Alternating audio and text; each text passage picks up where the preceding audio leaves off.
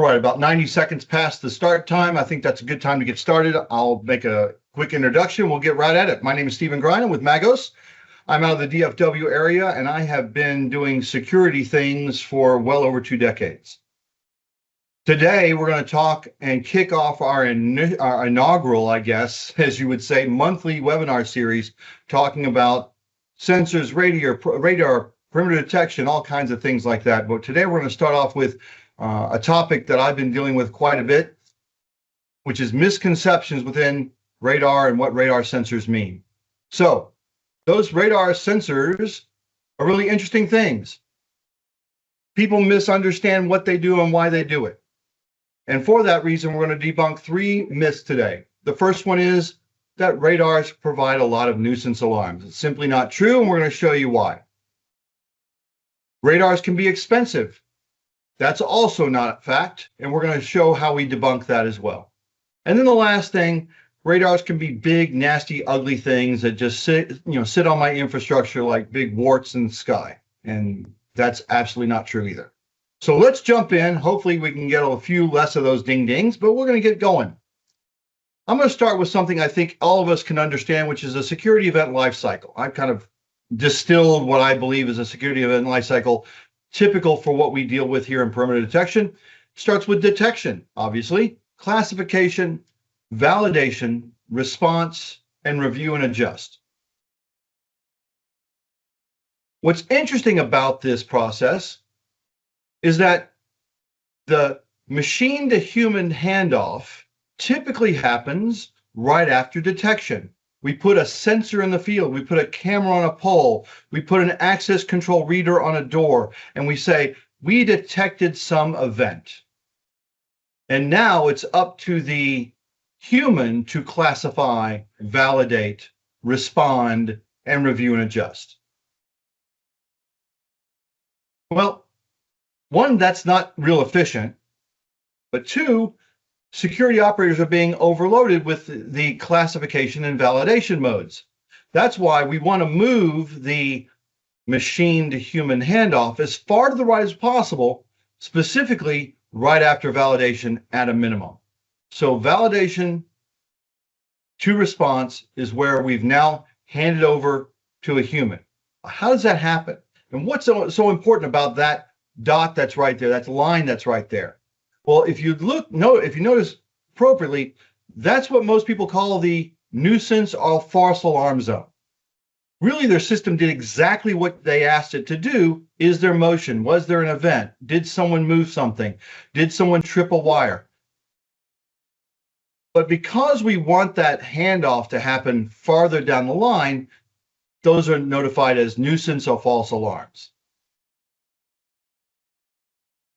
So what makes us skip that false alarm zone? How do we skip it? How do we do that? We do something here at Magos called sensor fusion, where we're looking for specific things to happen, where we fuse multiple sensors together. Think of them as toll gates. So if there's motion, do this, do that, do this, and then tell me if there's an alarm.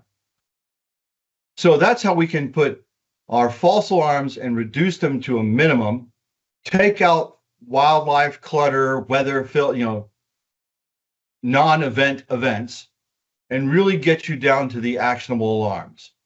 Let's see what that looks like. I'm going to walk through something here real quick, and I want to let it roll.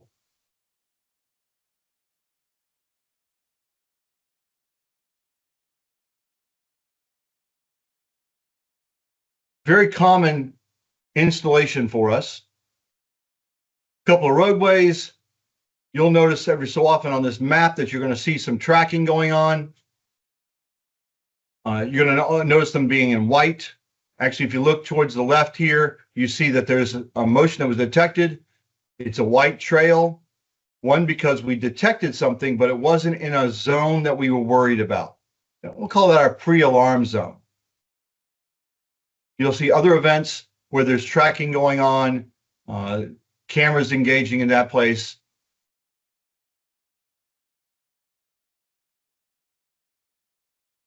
You notice now the tracking turned green The person is there. That's now an event that can be handed to the VMS, the PAC system, the PSIM, where you have a qualified, classified, validated alarm. That person is a person. They're a place they're not supposed to be. And just like we do with different levels of importance, now that person has moved into a very high level of importance for us to alarm to, and we've got a different set of alarms that can go off in that regard as well.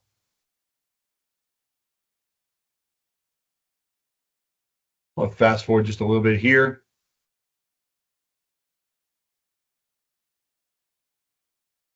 Same thing when we get a vehicle coming in. Notice how the vehicle is an orange, where the person was a green, the vehicle was an orange. That just means that one's a vehicle, one's a person. We talked about taking wildlife out. Notice how they're purple. They were classified as cows. They were wildlife. They were not classified as humans or vehicles. And so for that reason, they were non-events to the VMS, the PAC system, or the PSIM.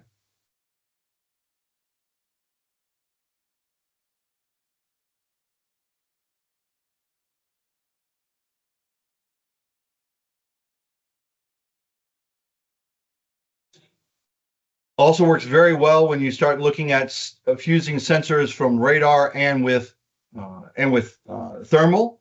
Notice here, there's just no way to even see the person. Thermal camera is required. I have my green trail. I'm doing all the tracking.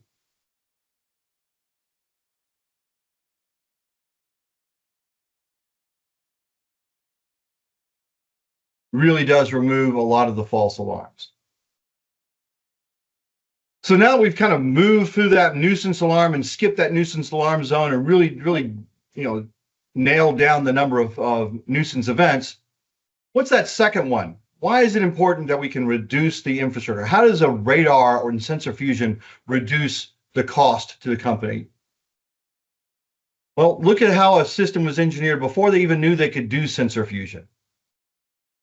4 PTZ cameras, 24 bullet cameras. That meant that 24 poles and outdoor boxes, 28 video channels. It was $105,000 in total costs, with $4,000 in annual maintenance costs.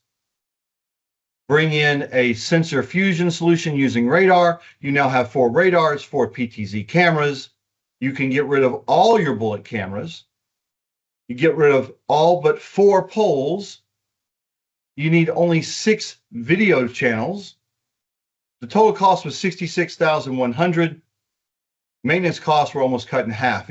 Almost a $44,000 to $45,000 reduction just for this one facility. So in other words, almost $50,000 over 3 years difference in doing sensor fusion versus the traditional camera way of doing things. But that doesn't even count the amount of missed truck rolls because of something going wrong with that amount of infrastructure, the additional storage, the false alarms, and what that does to your infrastructure and your people. The costs way outweigh the ROI. It's not a big package. We're talking about something that's less than 10 by 6 for those of us in the US. 10 by 6. There you see a picture of it sitting next to a popular camera we integrate with often. These are not big radar, spinny things like you see on the top of airports. I want to get towards the end of this with a case study we see that's all too often of what we see from a value point. And then hopefully we'll take some questions and get to the next level. So we are typically approached by a company. This one was an oil and gas company. They were experiencing well within the 100 to 200 nuisance alarms every night. What did that mean? That means their operators were just ignoring their VMS. They were ignoring their alarm system, in many cases doing things that were against regulations, turning it off, turning the volume down, just ignoring, hitting accept. Whatever the process was, it was just too much for operators to do. We were able to go in and streamline the overload system. We replaced 30 cameras, replaced them with 6 high precision PTZ cameras. We paired them with 6 units. Interesting enough, we can do multiple cameras with one radar. We can do multiple radars to one camera. But in this case, they were doing 1-to-1. They got down to just 1 false alarm per night. The story we hear way too often is that we got to go and retrain our security guards to actually pay attention to the alarms now.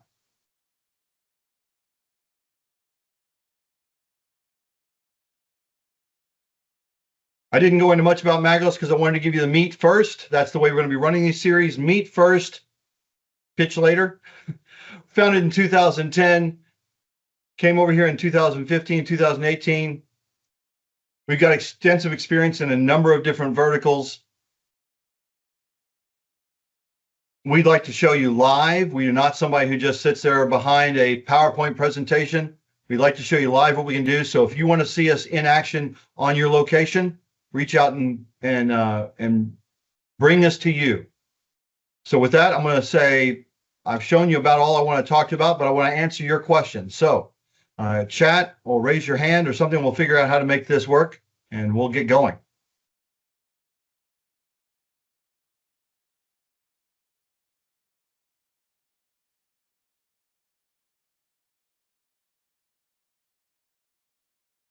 Awesome. That was thank you for that. I appreciate you texting it to me.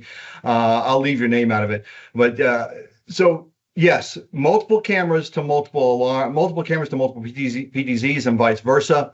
There is a piece in this puzzle that's not just the camera or the radar or the VMS or PAC system. There is an AI appliance. That AI appliance does a number of things for us. It actually drives the PTZ. So to get a very specific point to your question, when you go back to the PTZ that was moving because the radar was driving it. That was not camera analytics. That was not a person doing that. That was hands-free, operator-free movement of the radar system and the PTZ system.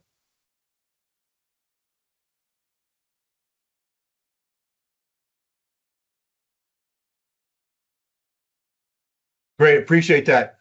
So certification training includes a number of different levels. Obviously, we have operator training, especially when it comes to what VMS or PAC system you're integrating to. But we also do training from how to actually design the system, where to put things on poles, how to face your radars, what radars should be looking at what places, and where the best installation methods look like, but also calibration.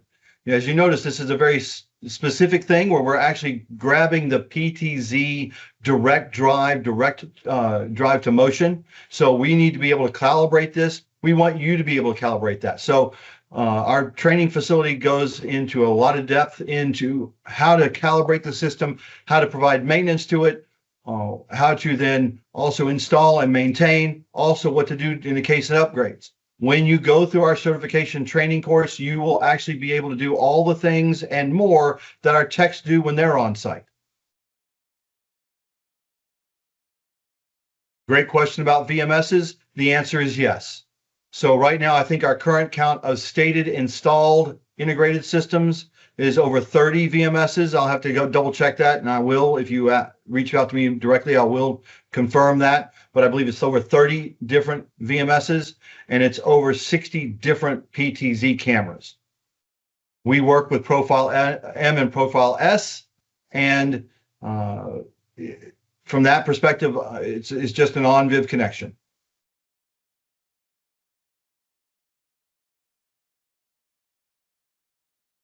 Yeah, so that last one, we do work with multiple different camera providers. Again, about 30 on the VMS side and about 60 on the camera side. Even those that we don't really see popular here in the US for whatever political or technical reasons.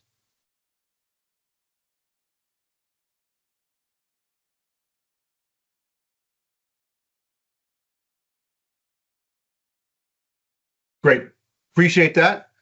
We have 4 levels of radars: 150, 250, 500, and 1,000 meters.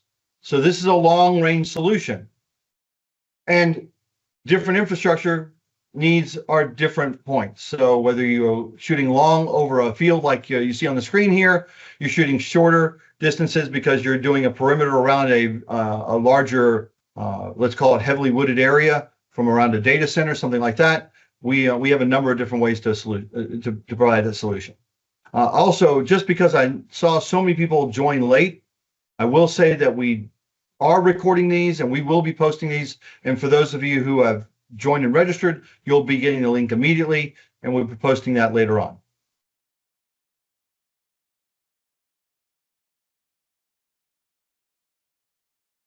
I'm going to flip over here to the Q&A real quick because I see a couple of knots.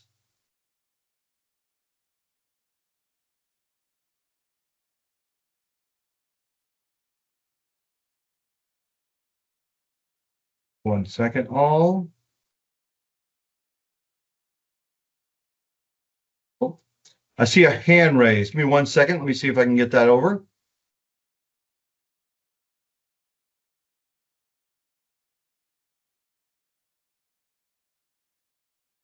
Ken, you want to unmute and just ask your question?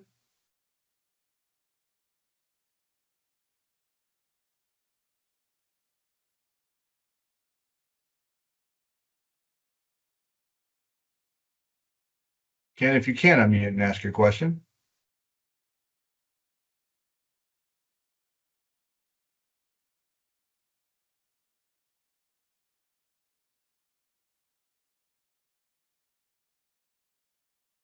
We might not be able to let that happen. So 1 second and we'll get to it. I see also that, Evan, you have a question there. Let's see if I can get to that as well.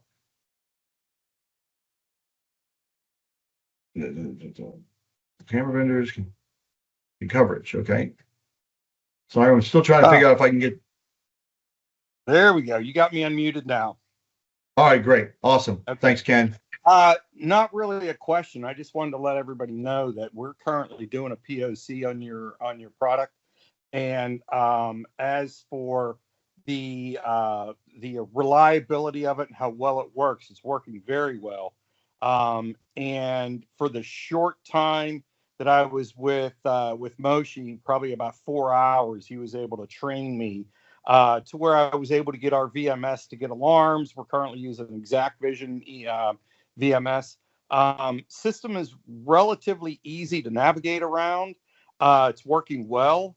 And I just want to say, for our proof of concept here, we're really excited on where it's going. So it's working out well for us. It's working out well.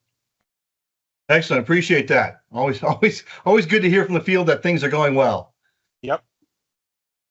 Thank you. Evan, I see you also have your hand raised. If you can unmute, I'll see if I can figure out how to get that. If you can't, 1 second.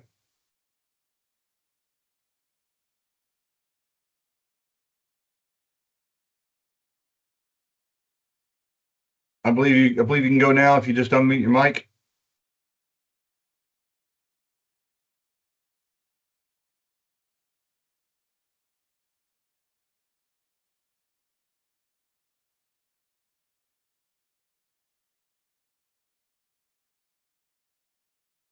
Evan, you still with us?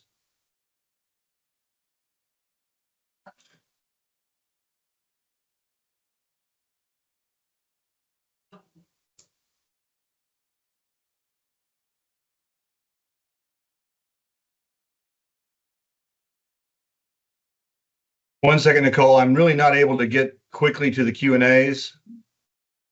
Here I am going. Okay, so it finally came up, so I have a few left. Okay. Can you detect and track at the same time? How many targets? Great question. So here's the thing. I don't think we've deployed in a place where actually we've seen a limit to detect and track.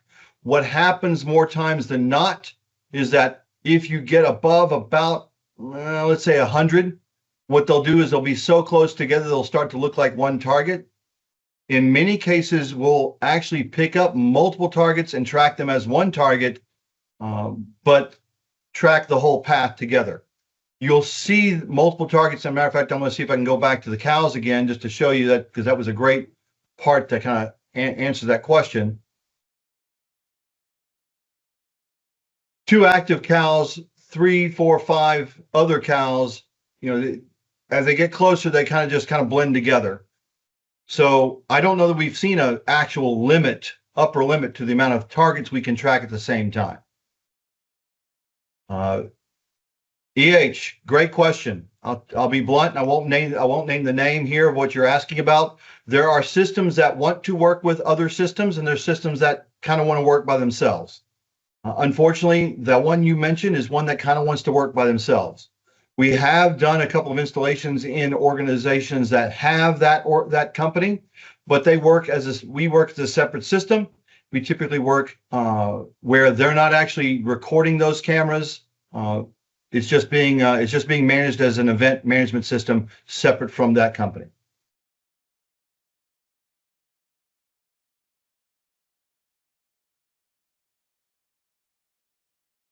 I'm not real sure what you mean by that question. I'm going to take a stab at it, and if I miss it, please re-ask. So in this scenario, think about this being one map that goes into one tile within a video screen. So if you pick whatever VMS you're working with, Exact, Milestone, Goiterbrook, Vigilon, Genetec, Milestone.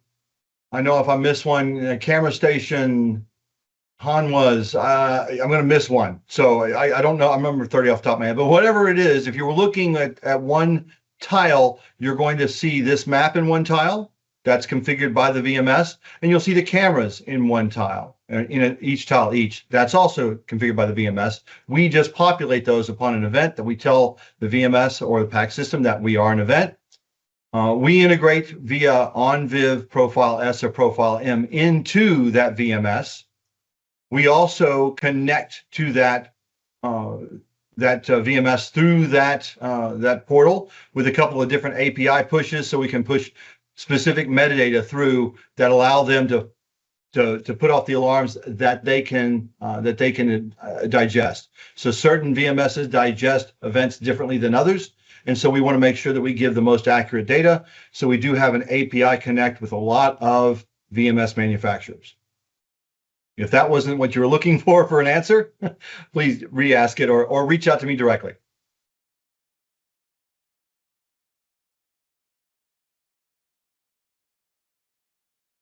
Now I'm going to move back over to chat because I saw something come up. For those people who are putting things in the Q&A, apologize. It's going to take me a while to get back there, but let's see what I missed.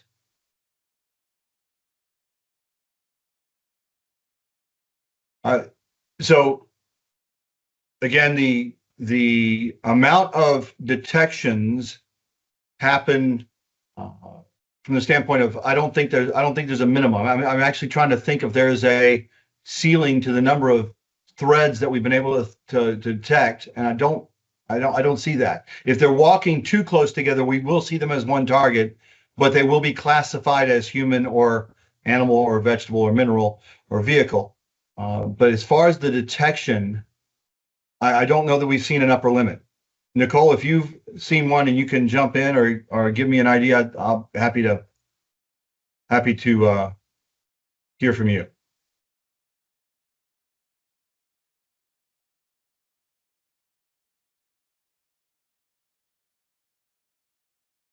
I'd also be just reading through your question. I'd also be really curious as to where 500 targets would be needed to be classified.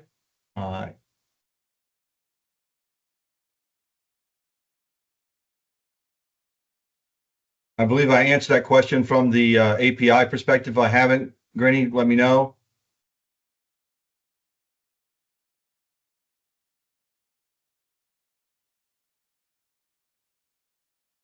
Matthew, I believe that is what we're doing here, but I will double check that and we'll get back with you specifically. Anybody else who has that, raise your hand.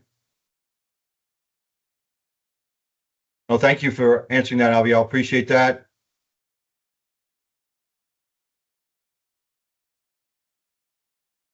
And appreciate the put on the API.